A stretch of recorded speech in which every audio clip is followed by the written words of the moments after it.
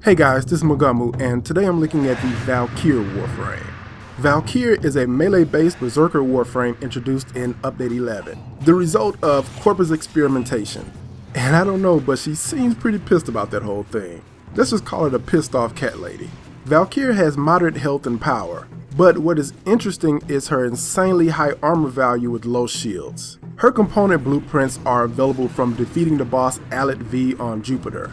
When you get her, you'll find a skill set centered around punching things in the face, really hard, over and over. Ripline launches a grappling hook that launches Valkyr across the map.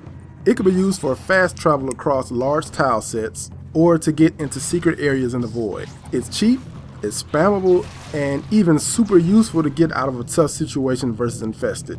But the most awesome thing about it is going Mortal Kombat on enemies. Get over here! Ripline will yank enemies forward, killing many low to medium levels, and high levels will be pulled from their feet. Overall, it's an awesome skill that you should always have equipped. Ripline is affected by strength and range mods. Warcry is an AoE skill that buffs yourself and your team, and debuffs enemies. The debuff will slow enemies down, but honestly the team buff is much more useful. It'll increase armor and melee speed.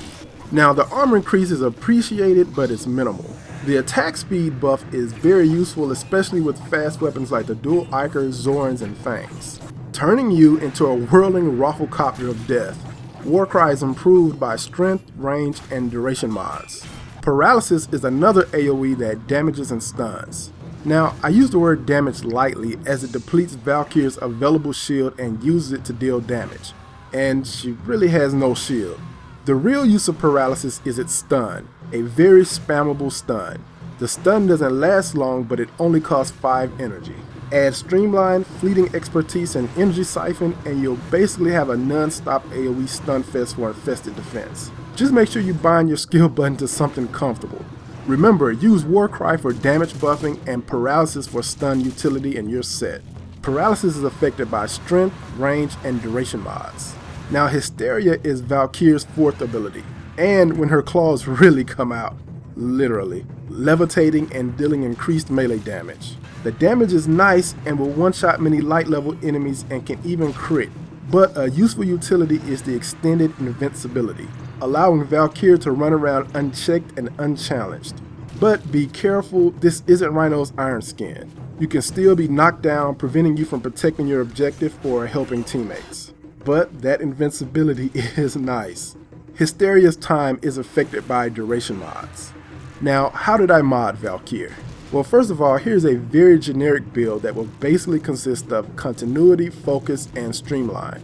But I chose something a little bit different this time. Personally, I am much more partial to Ripline and Hysteria. So I added Steel Charge as my aura polarity for melee damage, armor and health mods, Rage to convert any damage I take into energy, Streamline, Narrow-Minded for increased duration on Hysteria, and Equilibrium to convert energy to health. Now, the downsides of playing like this are, if your energy is full, you'll need to cast a skill before you can convert an energy ball into health. And Narrow-Minded will hurt your range on Ripline, but you can cast it quite a few more times to make up for it. You can even replace Streamline with Fleeting Expertise, which allows you to cast Hysteria a bit more, but at a cost of it not lasting as long. So it's pretty much whatever fits your playstyle.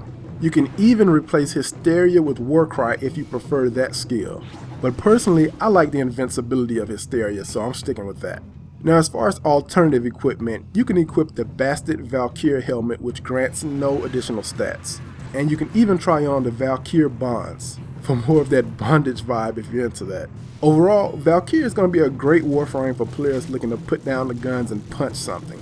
And honestly, if you're a fan of Marvel comics or any comic book, this is some really good fan service.